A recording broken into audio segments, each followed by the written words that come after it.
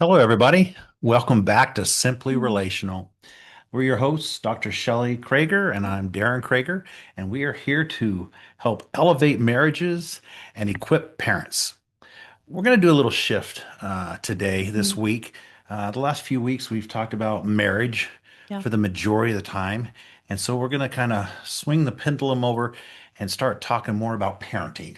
for at And least the next so couple get weeks.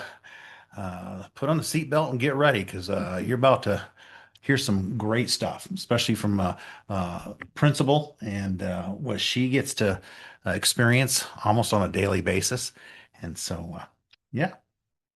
Yeah, so right now in this day and age, I think part of the hurdle with parenting is not that parents don't have enough information or tools coming at them because you have a plethora of things coming. It's through social media, there's books, there's podcasts just like ours, there's radio shows, everything that you can think of coming to you with parenting tips and parenting ideas. And you have one person saying you should be stricter, another person saying don't be so strict, you're suffocating your kids, another one saying don't have consequences or harmful, don't have any rules, don't have any boundaries. There's so many things that are out there. So honestly, I don't think the problem is that there's not enough tools that are out there. I think the problem is parents are drowning Oh, in the big tools time. that are out Yeah. there. And so part of our mission here at Simply Relational is to keep things simple. We don't want to simplify it so much that it's not useful, but we want to keep it simple. And here's the thing we do know. The Bible is pretty simple Yeah. on giving us a roadmap for parenting. Mhm. So the episode today, our goal is not to try to unfold all the things around parenting today. We're just going to have a launching point, Mhm. and we're just going to kind of create a visual and a baseline of where we're going to start from for the next couple of weeks. I actually like to think of parenting a lot like growing an apple tree. Yeah. It's So good. when you think about an apple tree, everybody wants healthy apples. Like, who wants to go to the store and buy an apple that has scars all over it, that has bruises and is wilted and yucky? But Mhm. we want healthy apples, right? Yeah. Just like we want children who make good choices. We want children who treat people well, who love God, who have integrity, Mhm. who are responsible, who are emotionally healthy. But the problem is the world defines a healthy apple tree different than God's word defines Oh, a yeah. healthy apple tree. You see, the world looks at just the apples on the tree, and the world is saying, do they look perfect? Do they act perfect? Do they perform well? Do they ever fail? Do they feel discomfort? Because we don't want them to feel Yeah. discomfort.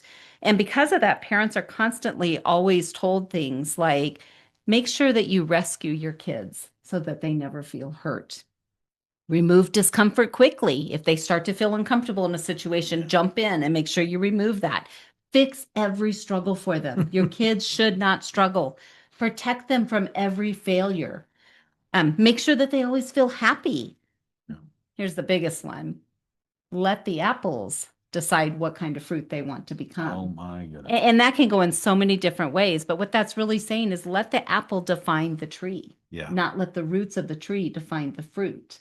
What is that saying? There, it's reminding me kind of a Yeah. saying that you always talk about with Billy Graham. Yeah. Billy Graham had a quote, but actually, I think he might have got it from somebody else, but Billy Graham said, on the mountaintops are for views and inspiration. Hmm. And in the valleys is where the fruit grows. And growing up in the Colorado Rockies, I climbed a lot of the 14ers. So it Mm. was a big thing, and over 14,000 feet high, about 2.5 mile, high. And the thing about being on a mountaintop, and I've been on the top of the highest peak Mm. in Colorado, and you're way up there looking down 360 degrees around you at other mountaintops. Wow. But the deal about being on the mountaintop is that you can't live there. Mm. The oxygen is very, very low. The temperatures go up and down. There's no food there. The water is a frozen glacier. And by midday, I better watch out because the clouds are coming and the lightning strikes at the top of the mountains. So, yeah, mountaintops are where we like to live. Mhm. It's very dangerous. And that's why we need to try not to focus on living on the mountaintops, just experience them briefly, but go down in the valleys because that is where the fruit grows. That's where the streams are. That's where life is at, and that's where life happens. Mhm. So, parents, as Shelley goes on, please ask yourself or condition yourself or think about it. Do not fear the valleys. When our children go through the valleys, we've gone through valleys, you've gone through valleys. Don't fear them because through the valleys is where we mature, Mm. grow, and gain extreme experience to become wise. Yeah, yeah. But the world, as I just talked about, tells us that we want our kids on the mountaintop all the time. We don't want them to have the hurdles or the dangers that are down in the valley. But biblical parenting isn't like that. Biblical parenting means that you're not trying to control every outcome for your kids. Biblical Yeah, parenting means that we're keeping our kids in a healthy growth place, not just a happy place, yeah. which means they're going to experience some Mhm. pains, they're going to experience some hurdles. And it means not removing every single struggle for them. We've got to let our kids struggle so that they know how to grow through the struggle. And that's where the strength comes from. It also means that we don't want to just create kids that are successful and appear to be good in our homes. We want to make sure that we are growing kids that are successful on the outside when they launch and leave our Absolutely. home. Absolutely. That's really probably the most Yeah. important thing. So I think one of the basic things I want to really pull from today when we think about biblical parenting and how are we growing those roots strong is for us to understand our role as parents. From a biblical standpoint, our role as a parent is to make sure that we understand we are stewards over our kids. We are not owners No, no. of our kids. We are the stewards. Our kids belong to God first, Mm. and we've simply been entrusted to raise them. Honestly, I think if we can fully grasp and understand that, it changes Yeah, how we yeah, parent. yeah. Stewardship is uh, it's a parenting shift, parenting style shift. It's a mindset on being a steward because most of the time we parent as though we have ownership Mhm. over our children. And I'm sorry, we're not the owners of our children. God owns our children. He's the father, the ultimate father. And so we're just stewards. And because if we parent under the mindset of ownership, we set ourselves up for extreme failure Mm, because it leads to control. We yeah. want to control our Yeah. children, which leads to fear. We're always afraid. What's our child doing here? What's our child doing there? How they, and so having ownership is I'm just going to be outside is a very weak way to parent, and it's not a healthy way to parent. And part of that tree part you're talking about, Mhm. it's not part of the having strong roots. Yeah. It also, I was just thinking as you were saying that, it also leads to feeling like a failure Oh, as a parent, oh, because if we are the owner of it, we're trying to create many us, yes, many me, yeah, yep. and we fail every day. Hmm. And so Hmm. it kind of creates that failure Yeah, as well. yeah, So I know we live in the Northwest, and I'm just thinking about, we've talked about analogies of just how trees grow yeah, here, and yeah. share a little Yeah, bit about yeah. that. So up in the Northwest, we grow there's apple orchards all over the Mm, place. There's peaches, cherry trees, blueberries, blackberries, all that kind of stuff. But let's right now the cherry trees are about the first fruit yeah. from trees that actually ripen. And but the danger zone with cherry trees and with trees with blossoms and stuff is it all has to do with temperature. And people in Florida that grow oranges and stuff, you know this. But here, if it's late April, May, and the trees are starting to blossom, and the blossoms will turn into the fruit, if there's a freeze and freezes the Mm, blossom, that fruit's not going to grow because it's going yeah. to kill the blossom. Okay, hear me again. When a storm through, comes through your family, comes through your child's life, And it and will. and it will. Hmm. If the storm comes through just like a freeze, it gets below 32 degrees and damages that blossom so it doesn't produce fruit, that does not mean the tree is dead. No. The tree is healthy because it's got strong roots. Yeah. And that's the whole key of this is that, yes, this year that tree might not produce fruit. Um, but since the roots are strong, the trunk's strong, everything else is Mhm. strong, it's going to come around another year and produce fruit. Yeah. So, yeah, Yeah. I hope that I helps. see this all the time as a principal, and I love that analogy that you just gave because there's many times that as a principal, students will come into the office and of course they've made a bad choice. And a lot of times I'll have kids come in and instantly I'll ask them like, what's going on or what happened? And they'll be like, I'm just bad. I did something bad. And I always help define to them, like, we don't have bad kids, good kids and bad kids here at this school. We have kids that make good and bad choices. So separating them out from their choices, because a lot of times Yes. kids instantly, Yeah. the second that they make a bad choice, they're hearing, I'm a bad kid. And that doesn't define who they are. The choice does not define who you are. But I think what you just described there with the fruit is so important because the reason why parents come in and rescue. The reason why parents want to make sure that their kid doesn't have consequences is because they're doing it out of a heart of love. They're doing it out of a heart of I want to protect them from anything harmful that can come to them. But what happens in the middle of that circumstances is the parent becomes focused just on the fruit and not on the root. So when a kid comes into my office, the first thing I'm always looking for is where are they at from a repentance standpoint and from their heart?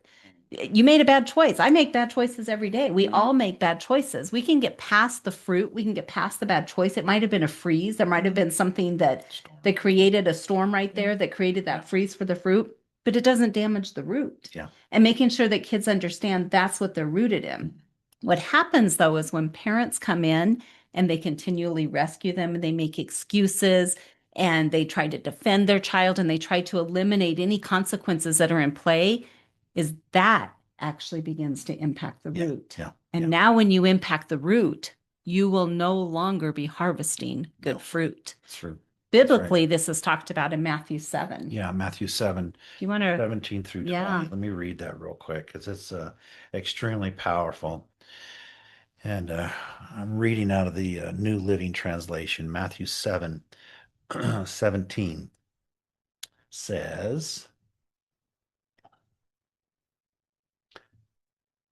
a, a good tree produces good Mm. fruit, and a bad tree produces bad fruit. A good tree can't produce bad fruit, and a bad tree can't produce good fruit. So every tree that does not produce good fruit is chopped down and thrown into the fire. And yes, just as you can identify a tree by its fruit, you can identify people by their actions. Yeah. So that's Yeah. this is very powerful. And Yeah. Yeah. I love this picture because fruit is always connected to the root. The fruit that comes off of a tree, if all you're seeing is bad fruit, there's something in the root that needs to be cultivated.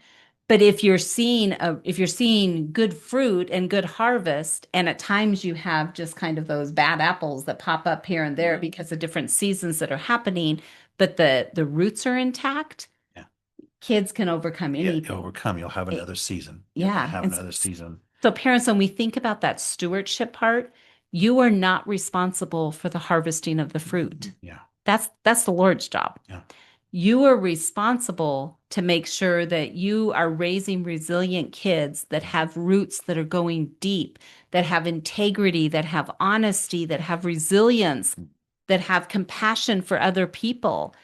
All of those things are the things you're responsible for. So take the behavior itself, that's an apple. yeah, Behavior in itself is just an apple. And yet that's what as parents, we many times focus on isolated behaviors and we judge who our kids are or what our role as a parent is by the apple, that one apple that we're seeing, yeah, yeah. instead of really digging deeper and looking at what are the roots that we have Yeah. cultivated. Coming back down to the ownership part, which many parents in our cultures tell us, you're the ownership of a child, which leads to, we said earlier, control and fear. Yeah. And stewardship is actually asking God to how do I lead my child, not control my child? How do I lead my child. And that's what stewardship Yeah.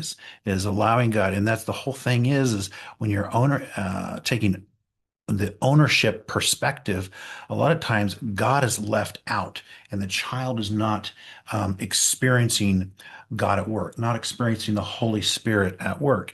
Hmm. When we have the mindset of we're just stewards of our children and asking God, how do we lead and guide our kids? Hmm. They're seeing God in action. They can experience God more during the stewardship part, and Yeah. which is the most powerful way to parent. Yeah, it is. It is. Again, I go back to some experiences from the principal's office of when you have a child that maybe had a friendship issue happening at school, and maybe they had a friend that they got into an argument with that day, and the friend said something unkind to them. I've seen it many times where there could be an argument that breaks out, and a child goes home, they get in the car at the end of the day, and they tell their parent what happens or what happened. And of course, they're only sharing their side of the Yeah, story. They're only yeah. sharing what was said to them. They may not be sharing what they said to the other person. But instantly, the parent is coming to the defense of, well, that's wrong and that's a bad kid, and we need to go and talk to somebody, and you can't be with that. Instead of taking the approach of, wow, I bet that was really difficult. How are you going to navigate that? How are you going to restore that? How are you going to navigate walking through, because this is a person that we still have to be kind to, maybe a person that you may choose not to play with tomorrow, Mm. but you still have to be kind to that person. That's cultivating a root versus just the response of trying to make that one particular apple look Mm. really Good. good. Yeah, yeah. So, as we go over the next couple of episodes for the next couple of weeks, we're going to start picking off apples kind of one at a time. So, we'll talk about things like discipline. We'll have some core discipline pieces. We're going to talk about control versus influence because that's a really important thing for parents. We're going to talk about how to build resilience and a genuine connection Mhm. with your kids, because that is one of the greatest hurdles we have right now is actually raising resilient kids who aren't used to everything being taken care of or handled for them, Yeah. that they actually have to navigate those circumstances. But before we talk about the apples, we just really wanted to make sure that you're understanding healthy apples can only grow from a healthy root. Yeah. And your job as a parent is to steward the root, Yeah. not to worry about the Yeah, outcome of your the job. apples. It's our responsibility to be cultivating the roots and making sure that God is involved in every movement and moment of our parenting Mhm. and stewardship over the children. And Yeah. so you want healthy children. You start parenting in a healthy manner, and that's Yeah. being a steward, Yeah. steward for our children. Yeah. So one of the encouragements I have for you this week is yes, all the parenting advice that's out there is great. Look for strategies, look for Mm. tools. I'm all about that. I'm a Be careful. researcher. Yeah. Be careful where you're pulling those from. Yeah. But don't do that without first of all digging into God's word and saying, what is my role as a parent? You are called to steward the kids Yes. that he has entrusted to you.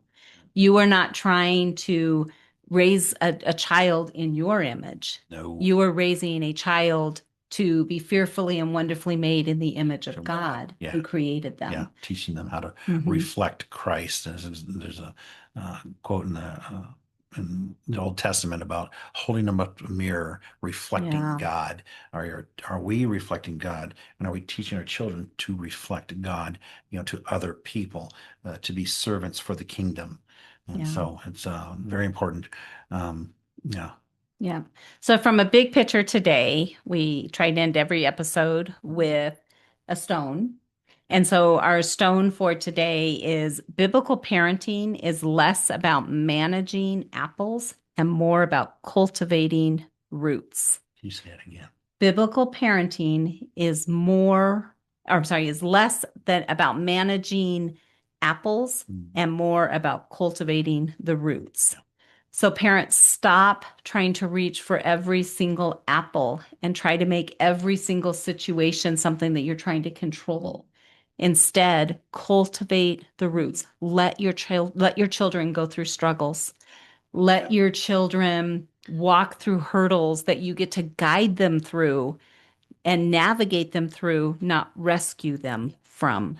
If you want to have wise children, children with experiences, um, they need to go through the valleys. Mhm. Don't fear the valleys. We're conditioned, our society is conditioned. Don't be in the valleys, be in the mountaintops, like we talked earlier. Mhm. Um, then also we're talked about, gather as much knowledge as possible. I'm going to keep gaining more and more knowledge. Well, that's okay. But if you don't do anything with knowledge, if you don't allow to have experiences, physical, emotional, spiritual, Mhm. relational, gain experience through the ups and downs, the mountaintops, the low valleys, you're never going to become wise. You don't want to stay here with all this knowledge because that knowledge is doing Mhm. nothing with you. Knowledge just For puffs up. yeah, Mhm. you want your children to become wise. And how do they do that? Yes, let them gain knowledge, but let them experience life. Yeah. Don't try to constantly save them from every little thing so Mhm. they don't have to experience the pains, the sufferings, Yeah. the knee scarring um, things in life. Yeah. Uh, Before we close, I actually want you to share a story from, we have some friends that we were meeting with one day, and she was nannying when she was younger. And the huh. family that she was nannying for, the first time that she met with them, or when she was in the very first early season of managing or of nannying for them. Why don't you share what? So yeah, one of our friends here locally got a nanny job, Mhm. and she's a young woman, just right out of college, and she got a nanny job, and went through the interview.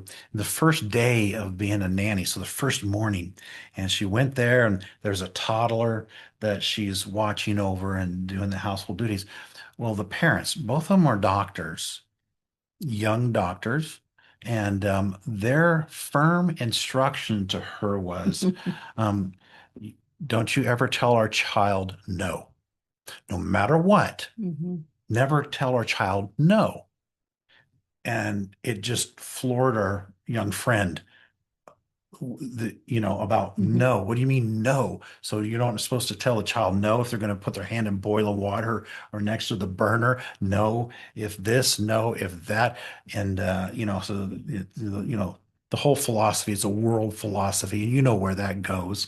I don't have to Yeah. inform you, but not telling your child no, I'm sorry. That's not helping your child to understand that there are healthy boundaries, which is Mhm. another episode we're going to talk Yeah. about. Yeah. But yeah, that one just kind of blew me away. Don't ever tell your children no.